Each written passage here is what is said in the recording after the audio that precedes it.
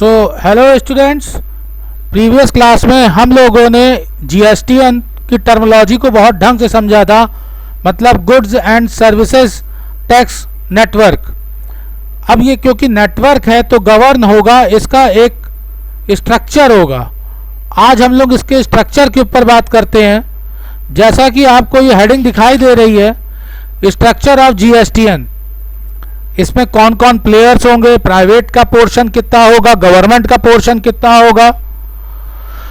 इसकी first line इसी चीज को एक्सप्लेन कर रही है। प्राइवेट प्लेयर्स ओन 51%, ध्यान दीजिए 51% शेयर इन द जीएसटीएन। वैसे भी इस गवर्नमेंट में प्राइवेट सेक्टर का पोर्शन ज़्यादा ही रहता है शेयरिंग, तो आपको ये काफ़ी इजी लगेगा यहाँ पर point. Private players own 51% shares in the GSTN and the rest is own by the government. Sir ये गवर्नमेंट का क्या मतलब है? सेंट्रल गवर्नमेंट और स्टेट गवर्नमेंट। रुक जाइए, अभी पॉइंट वाइज आपको क्लियर होता है। आगे है the authorised capital of the GSTN is, तो यहाँ पर ऑथराइज्ड कैपिटल जो है वो जीएसटीएन की 10 करोड़ है। मिलियंस में भी गिवन है, मगर हमको रुपीस में ही वर्क करना है, इंडिया में काम कर रहे हैं।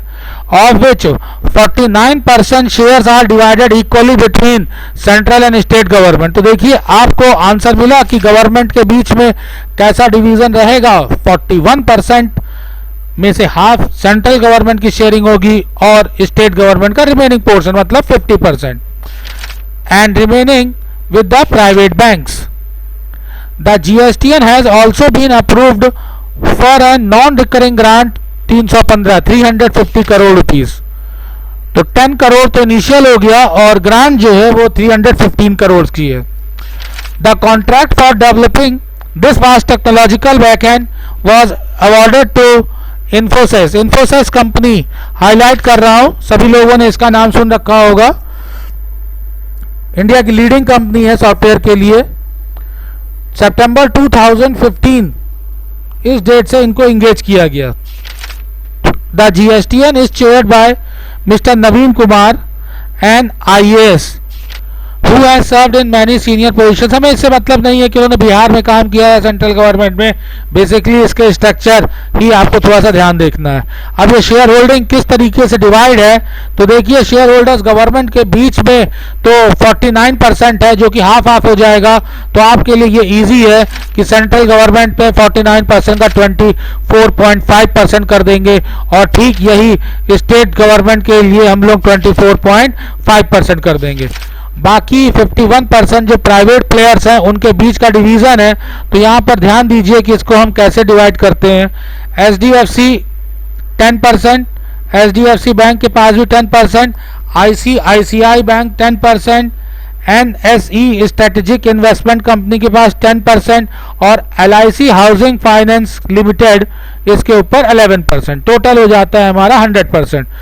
ये है इनका स्ट्रक्चर फंडिंग का, और इसी तरीके से शेयर होल्डिंग डिस्ट्रीब्यूट हुई है जीएसटीएन की। तो मैं समझता हूं कि जीएसटीएन की टर्मिनोलॉजी अब आपको समझ में आ गई होगी और इसका स्ट्रक्चर भी क्लियर हो गया होगा। एक बार फिर से देख लीजिए, प्राइवेट जो प्लेयर्स हैं उनका 51%। कौन कौन प्राइवेट प्लेयर्स? यहाँ से SDFC bank, ICICI bank, NSE strategic investment, LIC housing finance limited, और गवर्नमेंट के लिए सिर्फ 2 सेगमेंट, सेंट्रल एंड स्टेट 49%, 2 पास में डिवाइड। अब इसके अगले पार्ट के ऊपर चलते हैं। अगला पॉइंट है इसके सेलिएंट फीचर्स। अब जीएसटीएन जो है आपने पिछली क्लास में पढ़ लिया था कि इसके फंक्शंस क्या क्या हैं। फंक्शंस अगर आपको बहुत ढंग से पता है तो आप इसके बेस पर फीचर पे भी वर्क कर सकते हैं। आते हैं फीचर्स क्या कह रहे हैं। The GSTN is a complex IT initiative. It will establish a uniform interface for the taxpayer and also create a common and shared IT infrastructure between center and state। बहुत ही कॉम्प्लेक्स नेचर है GSTN का work करने के लिए, क्योंकि same time पर इसको proper reporting करनी होती है सेंट्रल गवर्नमेंट को, और साथ ही साथ में स्टेट के अंदर जो ट्रांजैक्शंस हो रहे हैं उसमें जो वेरियस पार्टीज हैं उनके बीच के ट्रांजैक्शंस और स्टेट वर्सेस ट्रांजैक्शंस, मतलब होमोजीनियस नेचर भी है और हेक्टोजीनियस नेचर भी है, प्रॉपर उसकी रिकॉर्डिंग का भी वर्क रहता है। तो ये क्या काम करते हैं यहाँ पर देखिए, फीचर्स में सबसे पहला है ट्रस्टेड नेशनल इंफॉर्मेशन यूटिलिटी। सबसे पहले तो मैं ट्रस्टेड वर्ड पे आपके वर्क करना चाहूँगा कि इस पे बात हो जाए। ऐसा नेटवर्क है जिसके पास में हर प्राइवेट सेक्टर का प्रॉपर इंफॉर्मेशन है, कितना सेल परचेज किया है इसकी इंफॉर्मेशन है। तो बिजनेस सेगमेंट में इसके कॉम्पिटिटर भी तो होंगे, तो जो कॉम्पिटिटर हैं अगर उनको ऐसी इंफॉर्मेशन लीक हो जाए तो अच्छा खासा समझ सकते हैं लॉस हो सकता है। तो इसकी इंफॉर्मेशन की सीक्रेसी को मेंटेन करने के लिए हमें एक बहुत ही तगड़े नेटवर्क की ज़रूरत है, इसीलिए यहाँ पे टर्म जो वर्ड यूज़ हो रहा है वो ट्रस्टेड वर्ड यूज़ हो रहा है। नेशनल तो अपने आप में ही क्लियर है कि स्टेट लेवल पे नहीं, नेशनल लेवल पे हम वर्क करते हैं। तो आइए देखते हैं क्या लिखा है। The GSTN is a trusted national information utility providing reliable, efficient and robust IT backbone for smooth functioning of GST in India. Next point पे आते हैं, हैंडलेस कॉम्प्लेक्स ट्रांजैक्शन। यहाँ पे हैंडलेस टर्म ये ज़्यादा इंपॉर्टेंट है क्योंकि अब कंप्यूटराइज्ड टर्मोलॉजीज आ गई हैं, सब हम सिस्टम के थ्रू वर्क करते हैं और एक से एक कॉम्प्लेक्स जटिल नेचर के कठिन से कठिन जो ट्रांजैक्शंस उनको सेकंडों में ये सॉल्व कर देता है। तो अब मैं इस हेडिंग के ऊपर आता हूँ, हैंडलेस कॉम्प्लेक्स ट्रांजैक्शंस। देखते हैं कि इसके लिए क्या एक्सप्लेनेशन है। GST destination based tax. सबसे पहले की जो क्लासेस थी उसमें मैंने डेस्टिनेशन बेस्ड और मल्टी स्टेज जीएसटी के टाइप्स में आपको बताया था, उसी ही नेचर को हैंडलेस कॉम्प्लेक्स के वर्ड में यूज आ जाता है, क्योंकि जब डेस्टिनेशन बेस्ड है तो मैन्युफैक्चरर से होलसेलर, फिर रिटेलर, फिर कंज्यूमर, और इसी में ही प्रीवियस पेमेंट ऑफ जीएसटी, मतलब इनपुट के ऊपर जीएसटी पेड किया और वो GST as an assets use हो रहा है। फिर आप आउटपुट जीएसटी के ऊपर जाते हो जब आईजीएसटी हो जाता है, सीजीएसटी हो जाता है, एसजीएसटी हो जाता है, और इनका आईटीसी का मैनेजमेंट भी करना होता है। बहुत ही कॉम्प्लेक्स नेचर है। तो इस एडजस्टमेंट को कैसे करते हैं वही इसका मेन फंक्शन है, the adjustment of IGST for inter state trade. अभी तक तो आप सब समझ गए होंगे कि इंटर स्टेट ट्रेड होगा तो आईजीएसटी टर्म यूज होता है। At the government level will be extremely complex considering the sheer volume of transactions all over India। मैंने बताया कि बहुत ढेर सारे ट्रांजैक्शन, जरूरी नहीं है कि टू ही स्टेट के बीच में वर्क हो रहा हो, सिंगल स्टेट है उसको अपने अगेंस्ट में 27 स्टेट्स के साथ में ट्रांजैक्शंस करने पड़ते हैं, साथ में यूनियन टेरिटरी भी है। इन सब का रिकॉर्ड रखना और फिर जब किसी ने क्लेम किया है तो उसको क्रॉस चेक भी करना होगा। हो सकता है कि फ्रॉड करके क्लेम कर दे, पहले परचेजेस ही नहीं किए हो और रॉन्ग बिल परचेज के लगा करके आईटीसी क्लेम कर दे, गवर्नमेंट को लॉस हो जाए। तो ये सब चीज़ें इसके अंदर में आती हैं। और रैपिड सेटलमेंट मैकेनिज्म, अब देखो जो सेटलमेंट मैकेनिज्म है among state and centre will be possible only when there is a strong IT infrastructure and service backbone with capture process and exchange information. Dispute होना ही है, डिस्प्यूट की problem हो सकती है स्टेट को भी और सेंटर को भी, क्योंकि कुछ कंटेंट है जिसके ऊपर स्टेट को पहले ज़्यादा टैक्स मिलता था, अब 50-50% होने के बाद में उनका शेयर थोड़ा सा कम हो गया। ठीक उसी जगह सेंट्रल गवर्नमेंट को भी कुछ पोर्शन ज़्यादा मिलता था, कहीं उनका भी शेयर कम हुआ। और एक बात यहाँ पर ध्यान देने की है कि स्टेट गवर्नमेंट जब इस टैक्स को डायरेक्ट कलेक्ट कर लेती थी तो उसके हाथ में पैसा आता था और अपने अकॉर्डिंग उनके स्टेट के बजट होते थे। आपको मालूम है कि हमारे यहाँ सेंट्रल गवर्नमेंट अलग है, स्टेट गवर्नमेंट अलग है, मगर अब जब सिंगल हो गया है तो उसके लिए 50% की शेयरिंग स्टेट की है, तो इतना स्मूथली फंक्शन नहीं हो पाता और उसके लिए कहीं ना कहीं मन मुटाव हो सकता है, डिस्प्यूट हो सकते हैं। तो ऐसे डिस्प्यूट होंगे ही, तो उन डिस्प्यूट्स को, उन डॉक्यूमेंट्स को विद प्रूफ एविडेंस के साथ में सेटलमेंट करना, ये बहुत बड़ा जीएसटीएन का फंक्शन रहता है। नेक्स्ट आते हैं, all information will be secure. जैसे मैंने ये बोला था कि ट्रस्टेड नेशनल इंफॉर्मेशन यूटिलिटी है, ये इंडिया को जो यूटिलिटी प्रोवाइड कर रहा है वो ट्रस्टेड है, किसी दूसरे दुश्मन के साथ में नहीं इन्वॉल्व है। यहाँ पर उसके आगे की साथ में रिलेशन में बात है, all information will be secure, क्योंकि जो भी पेमेंट्स हैं वो सब कॉन्फिडेंशियल हैं, टैक्स पेयर की इंफॉर्मेशन है। उसकी वजह क्या है कि गवर्नमेंट ने बहुत स्ट्रेटेजिक वे से कंट्रोल कर रखा है जीएसटीएन के ऊपर। The central government will have control the composition of board mechanism of special resolution, shareholders agreement and agreement between GSTN and other government. Also the shareholding pattern in such government shareholding at 49% is far more than that of any single private institutions.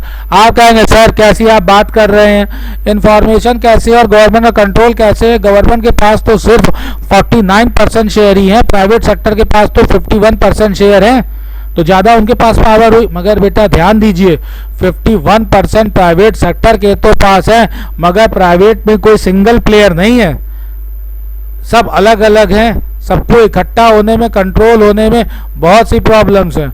और यहाँ पर 49% जो central और state के पास है वो एक ही बंदे के पास है। ध्यान से देखिए, मैं फिर से आपको ये दिखाता हूँ, यहाँ पर 49% है सेंट्रल और स्टेट। अदर प्राइवेट पे अगर आप देखते हो 10%, 10%, 10%, 10% और 11%, तो ये 1 2 3 4 5 अलग अलग पार्ट्स है। इन पांचों को एक साथ आ करके वर्क करना कितना मुश्किल होगा, कंट्रोल कैसे कर सकते हैं? तो गवर्नमेंट ने इस कंट्रोल सिस्टम को बनाया है कि 49% इनके पास है, जिससे कि जो डायरेक्टर का बोर्ड है, मतलब बोर्ड ऑफ डायरेक्टर, उसके कंपोजिशन पे भी इनका कंट्रोल हो जाए। रिजोल्यूशन अगर बेटा पास कराना होगा तो रिजोल्यूशन के लिए स्पेशल रिजोल्यूशन में 2/3 चाहिए होता है, जो कि स्पेशल नेचर की वोटिंग पावर है। 2/3 बिना इनकी रजामंदी से होगा नहीं। तो गवर्नमेंट ने भी काफ़ी सोच समझ करके इस सिस्टम को डेवलप किया है। नेक्स्ट आते हैं एक्सपेंसेस विल बी शेयर्ड। अब जो एक्सपेंसेस आते हैं, the user charges will be paid entirely by central government, state government equal proportion on behalf of all users. The state share will be that apportion to individual state in proportion to number of taxpayer in the state। कहने का मतलब है कि जब function run करेगा तो इसमें worker आएंगे, वर्कर होंगे तो वर्किंग कैपिटल मैनेजमेंट होगा, मतलब डेली एक्सपेंसेस भी होंगे, वर्कर की सैलरी भी होगी।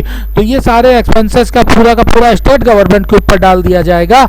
अगर स्टेट गवर्नमेंट के ऊपर हो और पेमेंट जो सेंट्रल गवर्नमेंट ले तो मुमकिन नहीं है।